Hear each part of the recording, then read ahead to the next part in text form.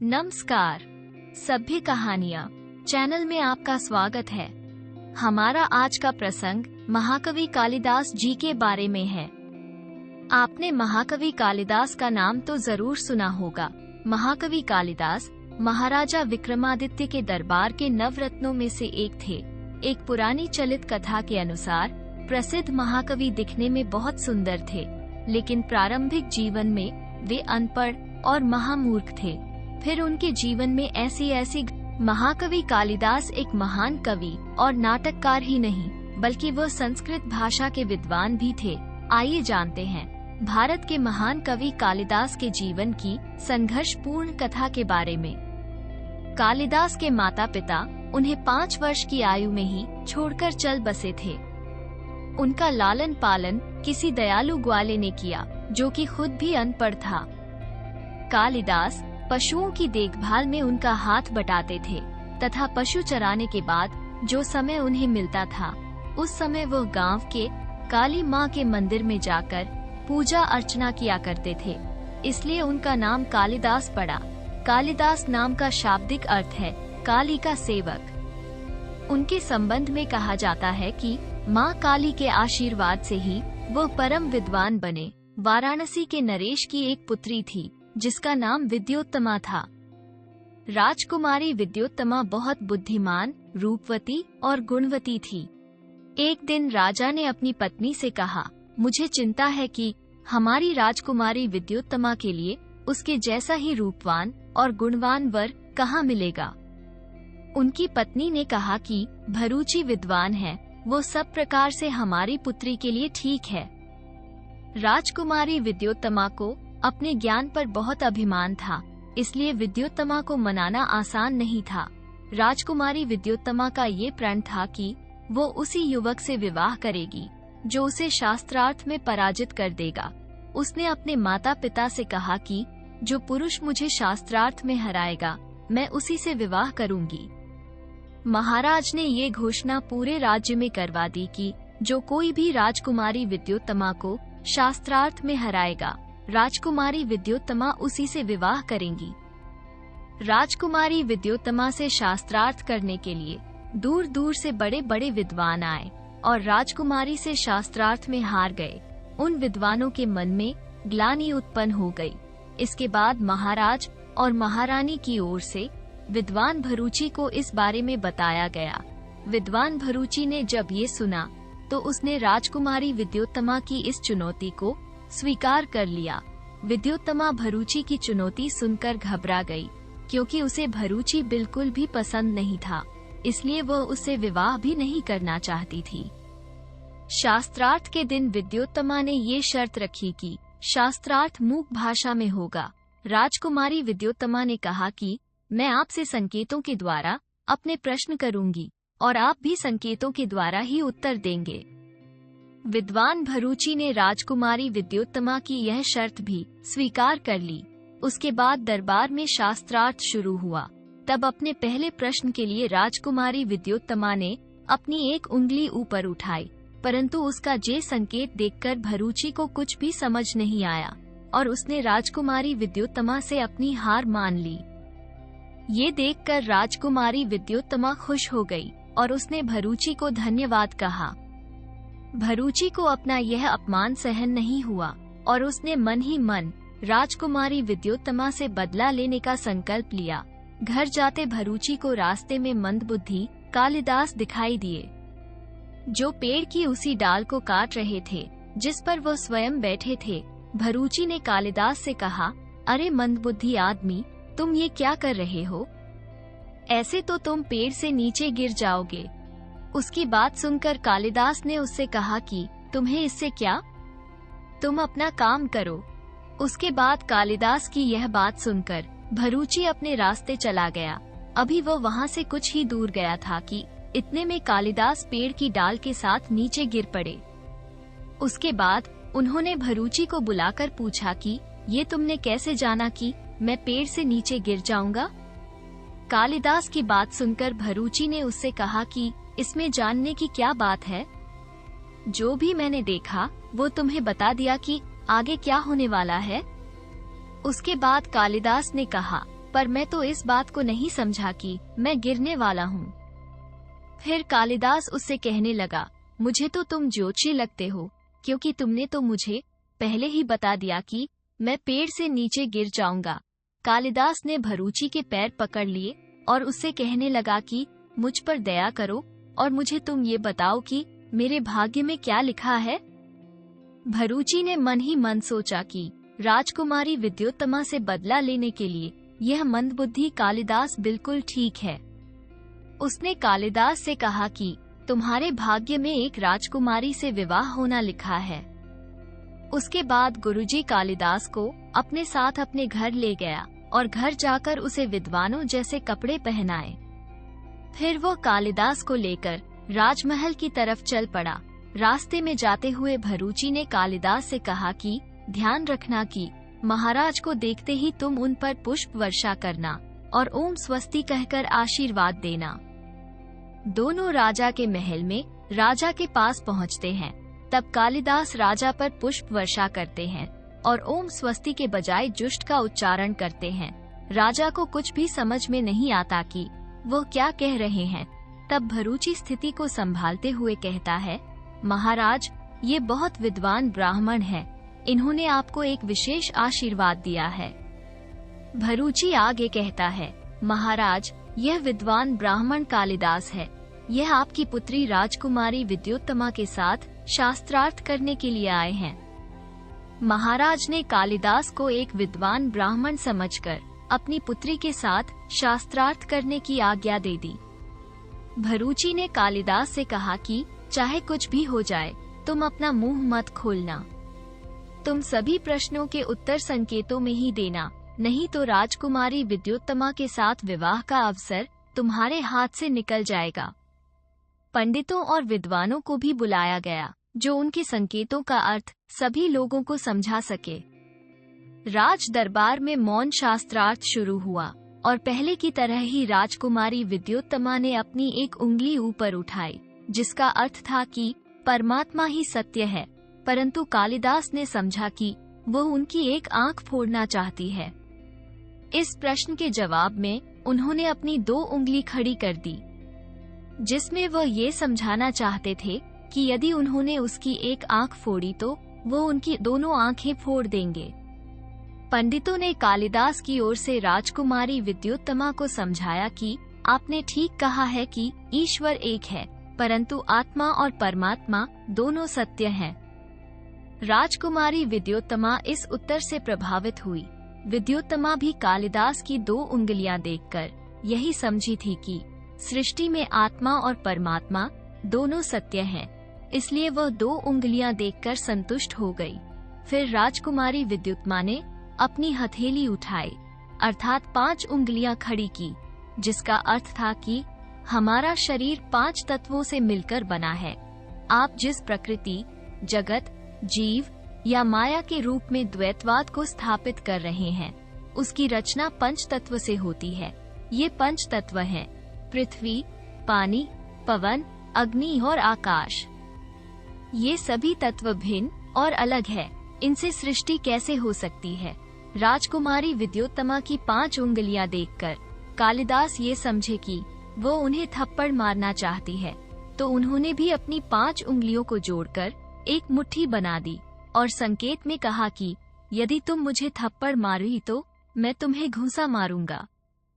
कालिदास के द्वारा उत्तर में दिए गए संकेत को देखकर विद्वानों ने राजकुमारी विद्योत्तमा को बताया कि इनके कहने का तात्पर्य यह है कि जब तक तत्व अलग अलग हैं, तब तक इनसे कोई विशेष कार्य सिद्ध हो पाना असंभव है।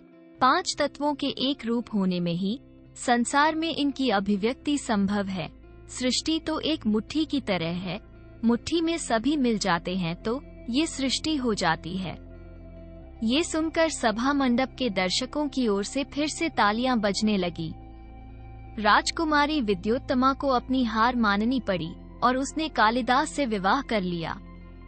राजकुमारी विद्योत्तमा और कालिदास अपने कक्ष में बैठे थे, तभी राजकुमारी ने बाहर से किसी तीव्र शब्द को सुना। कालिदास से पूछा, केवती। राजकुमारी विद्योत्तमा की बात सुनकर कालिदास ने उत्तर दिया, उटवती। विद्योत्तमा ने उस शब्द के स्थान पर उतर सुनकर कालिदास से पूछा, क्या तुम्हें संस्कृत नहीं आती? उसकी बात सुनकर कालिदास ने कहा कि नहीं, मैं तो एक अनपढ़ ग्वार ग्वाला हूँ। मैंने संस्कृत कभी नहीं पढ़ा। राजकुमारी विद्योत्तमा ने जब ये सुना तो उसे आभास हुआ कि छल पूर्वक उसका विवाह एक मंद बुद्धि से करवाया गया है। राजकुमारी ने कालिदास को घर से बाहर निकाल दिया। विद्योत्तमा कालिदास से कहती है कि जब तक तुम एक सच्चे विद्वान पंडित नहीं बन जाते तब तक वापस घर नहीं आना। कालिदास ने राजकुमारी विद्योत्तमा को बहुत समझाया कि प्रिय, मैं हमेशा तुम्हें खुश रखूंगा, तुम्हें कभी किसी चीज की कमी नहीं होने दूंगा। परंतु राजकुमारी विद्योत्तमा को एक मंदबुद्धि को अपने पति के रूप में स्वीकार करना पसंद नहीं था। उसने कालिदास से कहा कि तुम जहाँ से चले जाओ, मेरा पति तो कोई विद्वान ब्राह्मण ही हो सकता है, तुम तो एक मंदबुद्धि ग्वाले हो। कालिदास मंदबुद्धि तो थे पर लज्जाहीन नहीं थे। वे अपने आत्मसम्मान पर पड़ी इस चोट को सहन नहीं कर सके और वह वहां से चुपचाप चले गए। राजकुमारी से अपमानित होकर कालिदास ज्ञान प्राप्त करने के लिए संकल्प लेते हैं और माँ काली के मंदिर में चले जाते हैं। कालिदास माँ काली के परम भक्त थे, इसलिए वह माँ काली के समक्ष ध्यान लगाकर बैठ गए और वहाँ पर वह कठोर तप करने लगे। कालिदास ने धीरे धीरे अन्न और जल का भी त्याग कर दिया, परंतु फिर भी माँ काली उनकी तपस्या से प्रसन्न नहीं हुई। उसके बाद कालिदास अपना सिर माँ काली के चरणों में समर्पित करने के लिए तलवार उठाई, परंतु माँ काली प्रकट होकर कालिदास को ऐसा करने से रोक लेती हैं। कालिदास की भक्ति से प्रसन्न होकर माँ काली ने उन्हें विद्वान पंडित बनने का आशीर्वाद दिया। जब कालिदास के ज्ञान चक्षु खुले तो उन्होंने अनेक स्थानों का भ्रमण किया तथा वेद शास्त्रों का गहन अध्ययन करके विद्वत्ता प्राप्त की। उसके बाद कालिदास ने विचार किया कि अब घर जाना चाहिए। अपने घर के दरवाजे पर पहुंचकर कालिदास ने आवाज दी, सुंदरी राजकुमारी विद्योत्तमा। कालिदास से कहती हैं कि इसमें आभार प्रकट करने की क्या आवश्यकता है, मैं आपकी पत्नी हूँ। कालिदास विद्योत्तमा से कहते हैं, तुम मेरी पत्नी थी, किंतु तुम्हारी वजह से मुझे ज्ञान की प्राप्ति हुई, इसलिए अब तुम मेरी गुरु हो। राजकुमारी विद्योत्तमा कालिदास की यह बात सुनकर बहुत दुखी हुई। वो उन्हें समझाने का बहुत प्रयास करती है, पर कालिदास उन्हें किसी भी तरह से अपनी पत्नी मानने को तैयार नहीं होते। अंत में राजकुमारी विद्योत्तमा कालिदास को श्राप दे देती है कि तुम्हारी मृत्यु एक नारी के हाथों होगी। कालिदास अपनी पत्नी को छोड़कर जंगल की तरफ प्रस्थान करते हैं। वो जंगल में ही भ्रमण करने लगते हैं। एक दिन कालिदास घूमते घूमते महाराजा विक्रमादित्य के दरबार में पहुंच गए। महाराजा विक्रमादित्य कला तथा साहित्य के बहुत बड़े प्रशंसक थे, इसलिए उन्होंने कालिदास से एक कविता सुनाने को कहा। जब कालिदास ने उन्हें अपनी कविता सुनाई तो राजा विक्रमादित्य उनकी कविता सुनकर बहुत प्रसन्न हुए और वो उन्हें अपने दरबार में ही रहने के लिए कहते हैं। कालिदास राजा विक्रमादित्य की यह बात मान लेते हैं। इसी दौरान उनके जीवन की एक बहुत ही रोचक घटना बहुत ही प्रचलित है। कहा जाता है कि महाकवि कालिदास के कंठ में साक्षात मां सरस्वती का वास था। शास्त्रार्थ में उन्हें कोई पराजित नहीं कर सकता था। अपार प्रतिष्ठा और सम्मान पाकर कालिदास को अपनी विद्वत्ता का घमंड हो गया। एक बार पड़ोसी राज्य में शास्त्रार्थ का निमंत्रण पाकर कालिदास सम्राट विक्रमादित्य से अनुमति लेकर अपने घोड़े पर रवाना हुए। गर्मी का मौसम था, काफी तेज धूप थी और कालिदास को प्यास लग गई। थोड़ी तलाश करने पर उन्हें एक टूटी दिखाई दी। झोपड़ी के सामने एक कुआं भी था। उसी समय उस झोपड़ी में से एक छोटी बच्ची मटका लेकर बाहर निकली। उस बच्ची ने कुएं से पानी भरा और वहां से जाने लगी।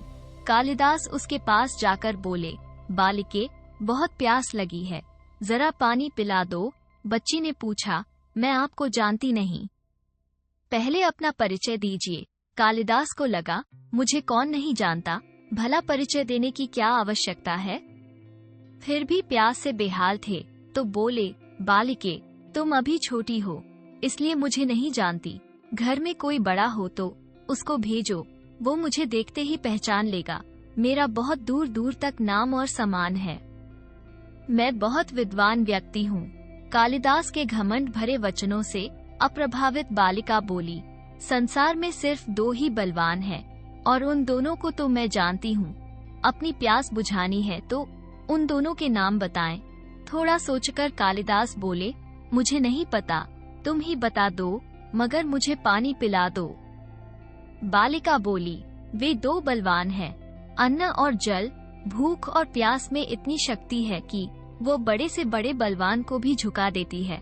देखिए, प्यास ने आपकी क्या हालत बना दी है। कालिदास चकित रह गए। बड़े बड़े विद्वानों को पराजित कर चुके कालिदास एक बच्ची के सामने निरुत्तर खड़े थे।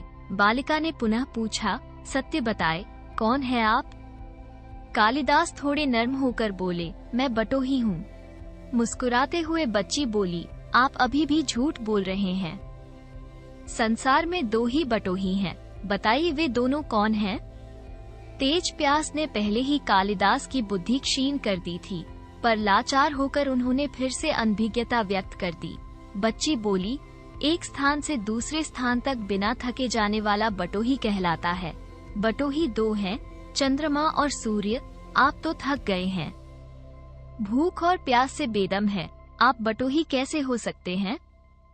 इतना कहकर बालिका ने पानी से भरा मटका उठाया और झोपड़ी के भीतर चली गई। अब तो कालिदास और भी दुखी हो गए। इतना अपमानित वह जीवन में कभी नहीं हुए। प्यास से शरीर की शक्ति घट रही थी, दिमाग चकरा रहा था। उन्होंने पास से झोपड़ी की तरफ देखा, तभी अंदर से एक वृद्ध स्त्री निकली। उसके हाथ में खाली मटका था। वह कुएं से पानी भरने लगी। अब तक काफी विनम्र हो चुके कालिदास बोले, माते, पानी पिला दीजिए, बड़ा पुण्य होगा। वह स्त्री बोली, बेटा, मैं तुम्हें जानती नहीं, अपना परिचय दो तो मैं तुम्हें अवश्य पानी पिला दूंगी। कालिदास ने कहा, मैं मेहमान हूँ, कृपया आप मुझे पानी पिला दें।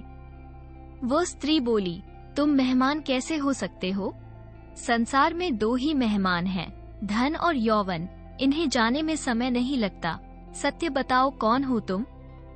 अब तक के सारे तरीकों से पराजित हताश कालिदास बोले, मैं सहनशील हूँ, अब पानी पिला दें। उस स्त्री ने कहा, नहीं नहीं, सहनशील तो संसार में 2 ही हैं, धरती और पेड़। कालिदास लगभग मूर्छा की स्थिति में आ गए। तर्क वितर्क से झिलाकर बोले, मैं हठी हूँ। स्त्री बोली, फिर असत्य। हठी तो संसार में 2 ही हैं, नाखून और केश। कितना भी काटो, बार बार निकल आते हैं। पूरी तरह पराजित हो चुके कालिदास ने कहा, मैं मूर्ख हूँ। उस स्त्री ने कहा, नहीं, तुम मूर्ख कैसे हो सकते हो? मूर्ख 2 ही हैं, पहले राजा जो बिना योग्यता के भी सब प्रशासन करता है, और दूसरा दरबारी जो राजा को प्रसन्न करने के लिए गलत बात पर भी तर्क करके उसको सही सिद्ध करने की चेष्टा करता है।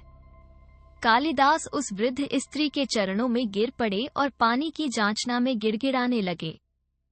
उस वृद्ध स्त्री ने बोला, उठो वत्स। कालिदास ने यह आवाज सुनकर ऊपर देखा तो साक्षात माता सरस्वती वहां खड़ी थी। कालिदास उन्हें नतमस्तक हो गए। सरस्वती माता ने कहा, शिक्षा से ज्ञान आता है, ना कि अहंकार। तुमने मान और प्रतिष्ठा को ही अपनी उपलब्धि मान लिया और अहंकार कर बैठे, इसलिए मुझे तुम्हारे चक्षु खोलने के लिए स्वांग करना पड़ा।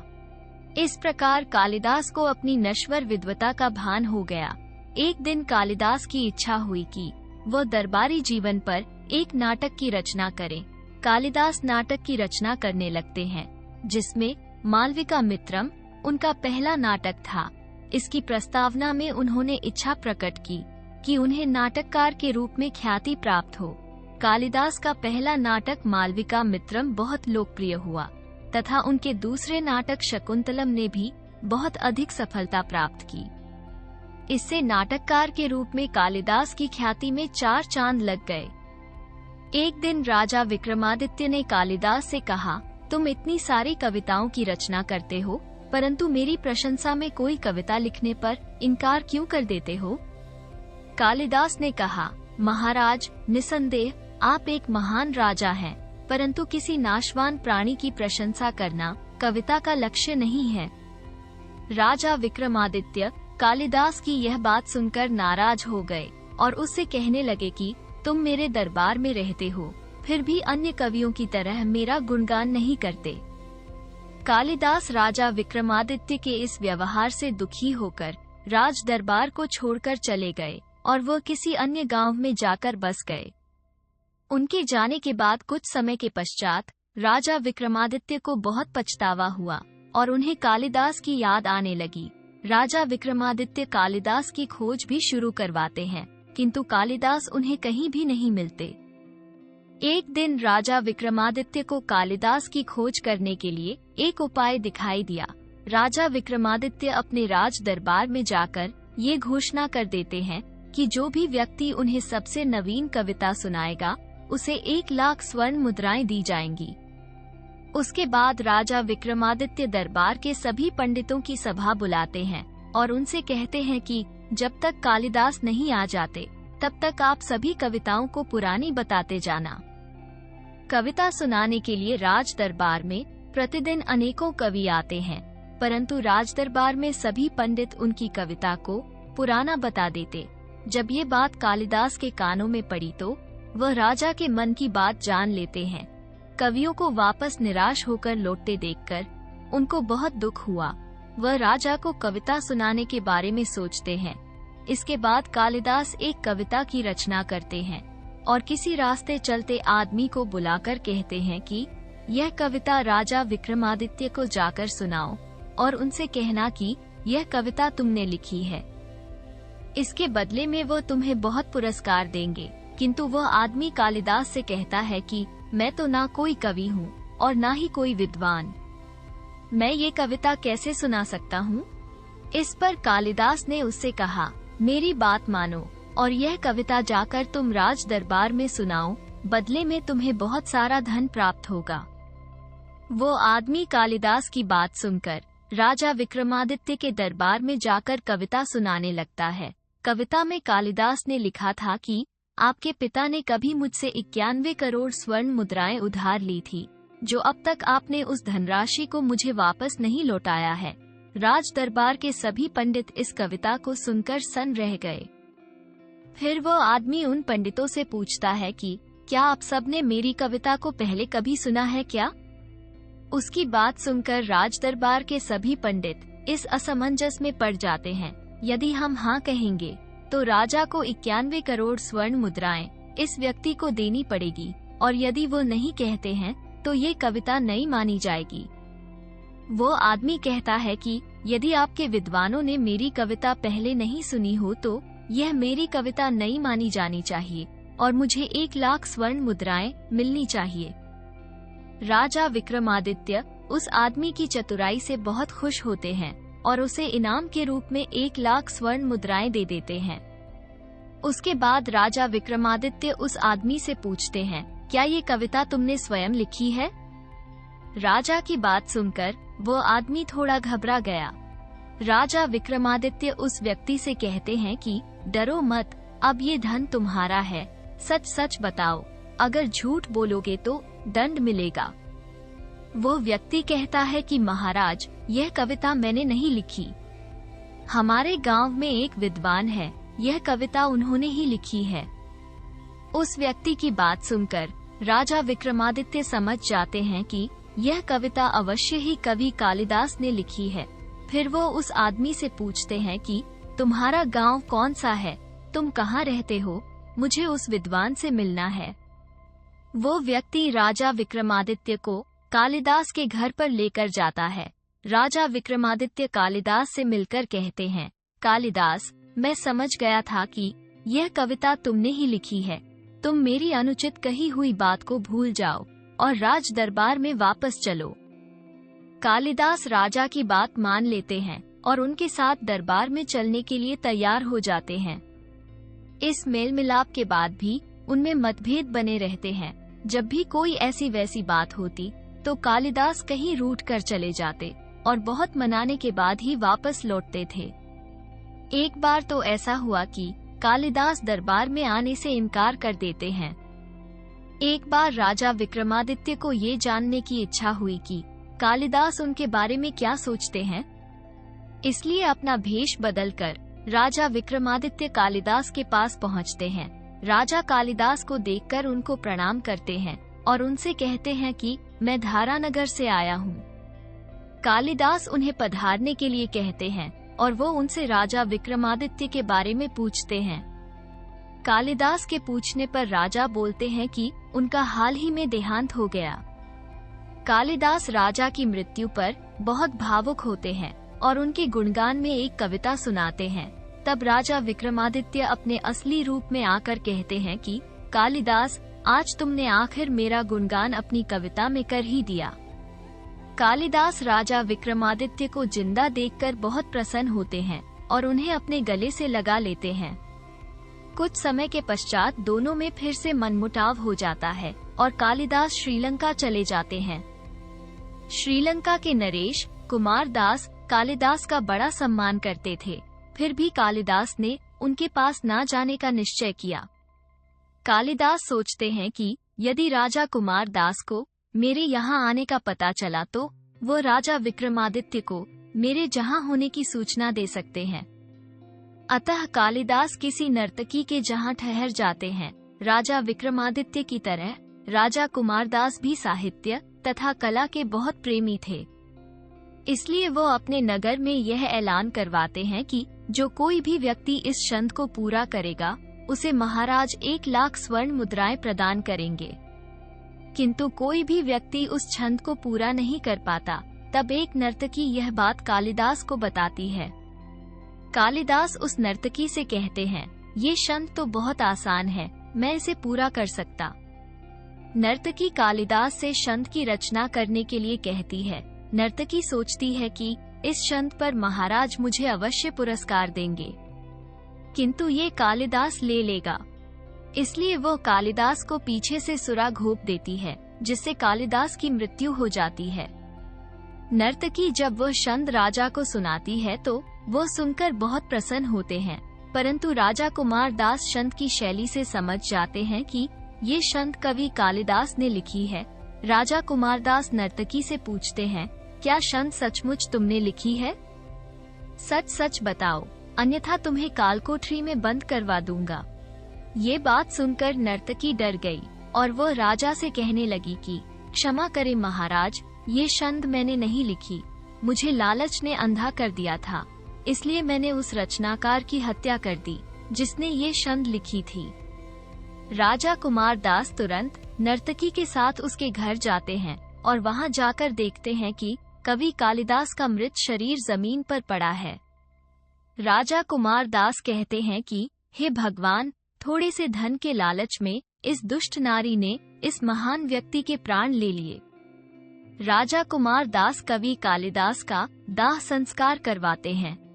राजा कुमार दास उनकी मृत्यु के शौक से इस कदर डूब जाते हैं कि खुद भी उसी चिता में कूद पड़ते हैं, जिससे उनका शरीर भी जलकर राख हो जाता है।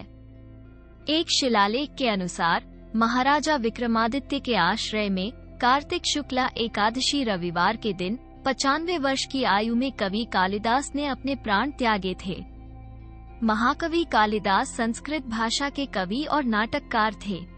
वो महाराजा विक्रमादित्य के दरबार के नवरत्नों में से एक थे।